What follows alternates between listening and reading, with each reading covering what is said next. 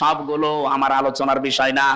শিরক বিল জাত পেয়েছি তাফসিরে, শিরক বিল সিফাত, শিরক বিল ইখতিয়ারা, শিরক বিল হুকুক। আমি একটা একটা করে 120 প্রকার পর্যন্ত পড়েছিলাম। এক কথায় জবাব হচ্ছে, আল্লাহ যেটা পারে পৃথিবীর অন্য কেউ পারে। আরো জোরে বলেন। যদি কেউ বিশ্বাস করে যে না অন্য কেউ আল্লাহর মতো পারে, সে সঙ্গে সঙ্গে মুশরিক। আরো জোরে বলেন, বলেন বলেন। তো পৃথিবী চালাতে পারে কে? না মা দুর্গাও পারে? এই পৃথিবী চালাতে পারে আল্লাহ, অন্য কেউ এখানে আর শরীক?